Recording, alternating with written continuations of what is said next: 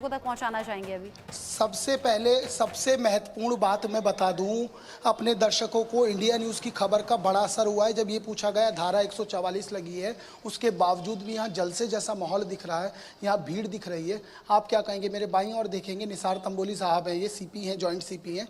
ये पूरे दल बल के साथ निकले हैं और दल बल के साथ निकलने के बाद अब ये एक एक व्यक्ति से 1 to 1 बात कर रहे हैं और उनको वापस भेज रहे हैं। एक बार कोशिश करूंगा कि अगर एक सवाल का भी जवाब दे दिया जाए। सर लाइव है, एक छोटा सा सवाल।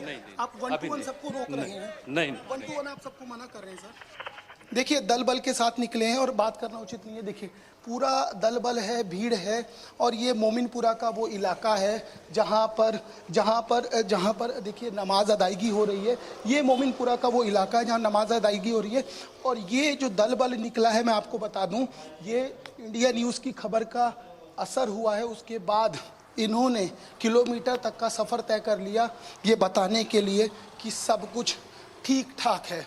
बात इसलिए नहीं की क्योंकि जवाब देते भी तो क्या देते, क्योंकि स्थिति ये है, कुछ देर पहले इन्हीं के थाना प्रभारी और सह थाना प्रभारी से जब पूछा गया धारा 144 लगी हुई है लेकिन यहाँ तो जलसा नज़र आ रहा है, तो पहले दाएं देखे फिर बाएं देखे, फिर गला सूखता नज़र आया, कुछ बोले नहीं।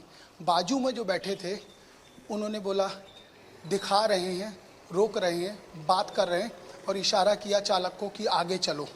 हमने रोकने की कोशिश की लेकिन हम आधे गाड़ी के अंदर थे उनके साथ, तो कोशिश की गई, उन्होंने हमें साथ ले चले लेकिन उन्होंने निवेदन किया कि हम बाहर जाएं और उसके बाद वो गाड़ी आगे बढ़ा दी गई।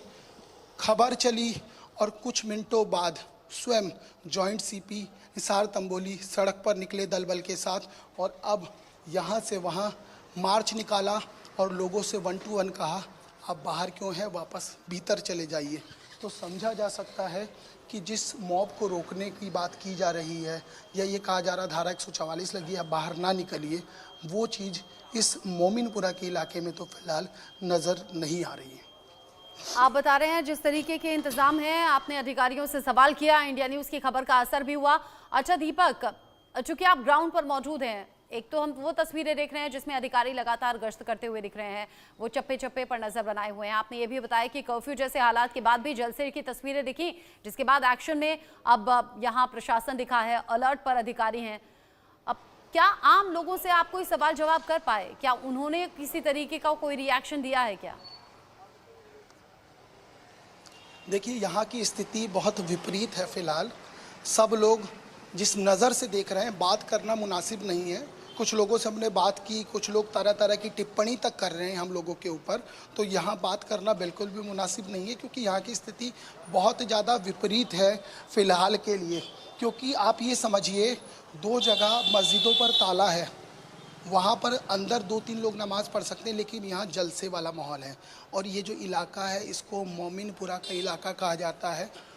जामा मस्जिद, मेरे पीछे आप तस्वीरें यदि देखेंगी तो आपको स्पष्ट हो जाएगी चीज़ें कि ये जामा मस्जिद सबसे बड़ी जामा मस्जिद है यहाँ की।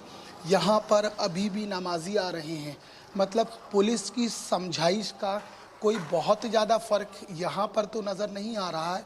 और ये बात भी साफ़ है कि जब पुलिस को पीटा गया, जब पुलिस को मारा गया तो पुलिस भी उसी तरीके से नियम से चलने की कोशिश कर रही है। क्योंकि यदि मेरे दाईं और सहयोगी को कहूँगा एक बार दिखाएंगे, पुलिस के जवान हैं, उसके बावजूद भी लोग सड़कों पर हैं। और आप हमसे बेहतर जानती हैं, समझती हैं कि जब सेक्शन 144 लगता है, जब सेक्शन 144 लगता है तो 2 और 2 से ज़्यादा लोगों की आने जाने की मनाही होती है। लेकिन आप भीड़ देखिए और भीड़ देखने के बाद आप आकलन कर लीजिए, क्योंकि ये कहा जाता है कि तस्वीरें कभी झूठ नहीं बोलती।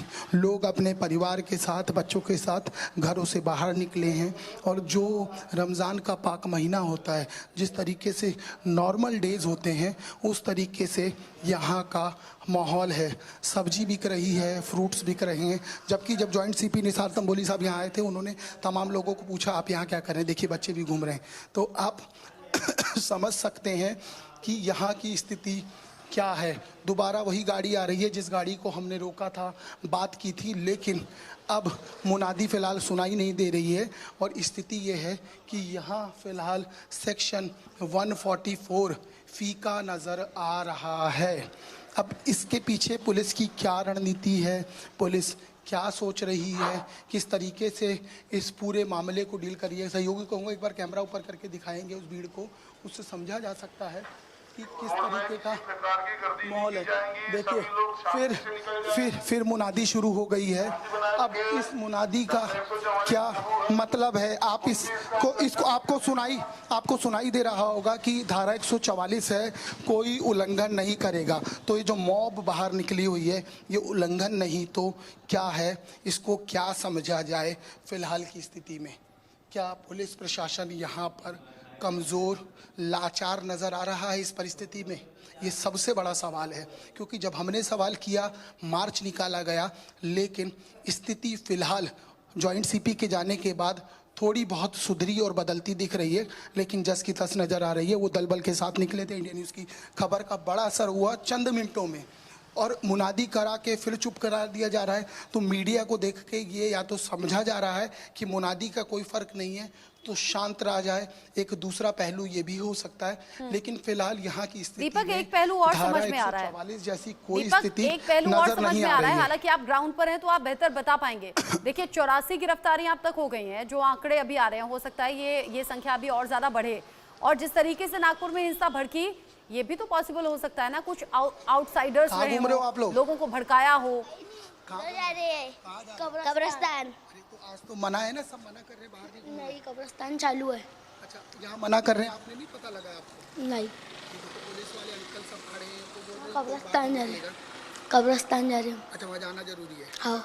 तो अभी तो ये सब मना कर रहे हैं कि अंकल लोग, ये पुलिस वाले देखो अंकल सब घूम रहे हैं कि कोई बाहर नहीं निकलेगा। हाँ, तो फिर लेकिन आप तो घूम रहे हो। यस। कब्रिस्तान जा क्या रहे क्या कह रहे हैं। हो? अभी तो नमाज पढ़ के कब्रिस्तान जा रहे हैं। अच्छा, वहाँ जाएंगे। हाँ। आप तीनों दोस्त हो? भाई है उफैर, मोहम्मद उफैर अंसारी। ये आपका भाई है? ये भाई है, वो चच्ची का। अच्छा, आपका क्या नाम है? अल्तहर। आपका क्या नाम है? फरहान। यार सुंदर तुम दिख रहे हो, लेकिन हैं ऐसा क्यों? बाल तुम्हारे एकदम विवेक ओबरॉय टाइप हैं। नहीं पता। नहीं पता है? तो ये जो अंकल लोगों ने नहीं बताया, घर वालों ने नहीं बोला कि आपको घर में रहना है?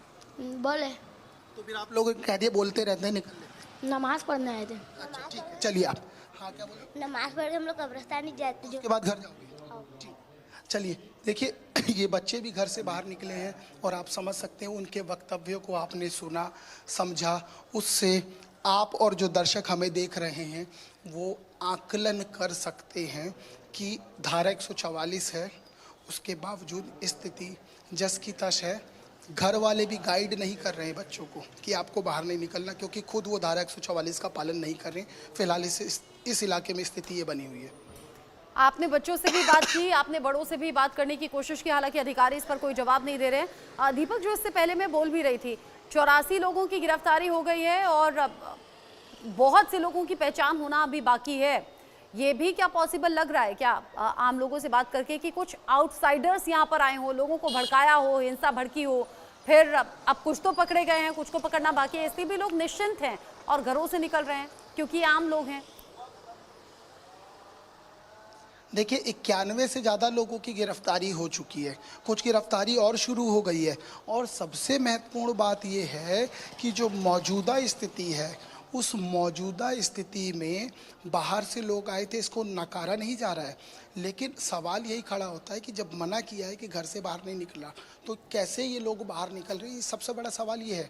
जो पुलिस ने अपनी FIR दर्ज की है, उसमें कुछ लोग दूसरे शहरों के भी हैं, कुछ लोग यहाँ से 30 किलोमीटर दूर के भी हैं। तो जब इतनी दूर दूर से लोग आ रहे हैं, उसके बावजूद यही स्थिति है, तो सबसे बड़ा सवाल तो यही खड़ा होता है।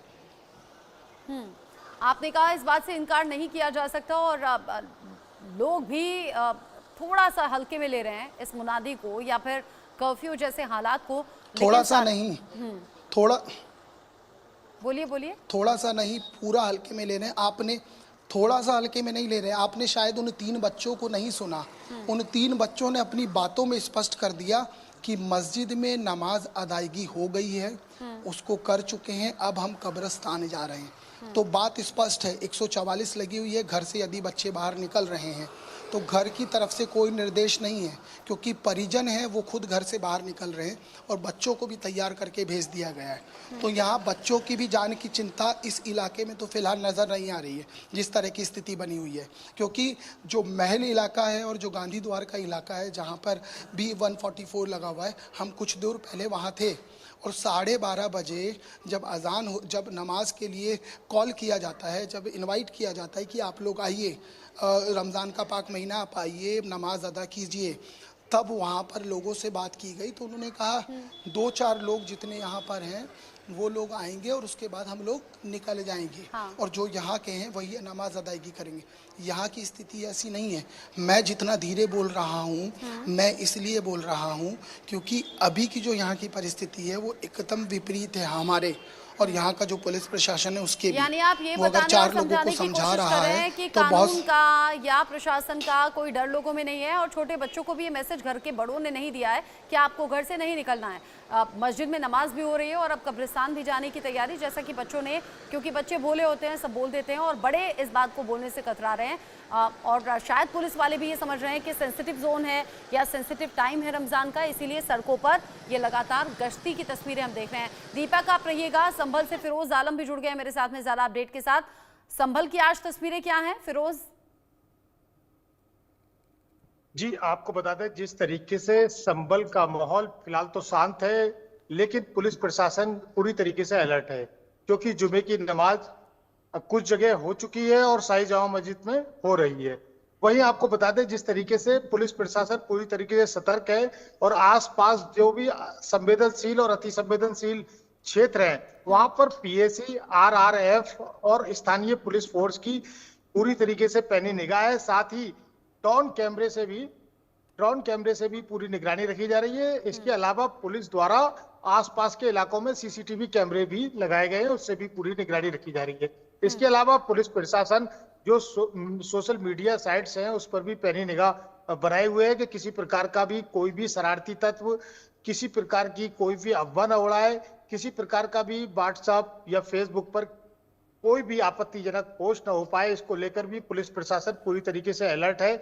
वहीं आपको बता दें जिस तरीके से संभल अपने आप में संवेदनशील नहीं, अति संवेदनशील क्षेत्र है, इसको लेकर कमिश्नर और डीआईजी की पूरी निगाह बनी हुई है। सीधी तौर पर यहाँ पर जिला अधिकारी डॉक्टर राजेंद्र पेशिया और पुलिस अधीक्षक कृष्ण कुमार बिश्नोई द्वारा जो भी शरारती तत्व है या कोई भी दंगा फसाद करना चाहता है तो उसके लिए कड़े निर्देश है। साफ साफ कहना है उनका कि किसी प्रकार की कोई भी लापरवाही नहीं बरती जाएगी और उसके खिलाफ कड़ी से कड़ी कार्रवाई होगी और उसको जेल भेजा जाएगा। ठीक है, नजर आप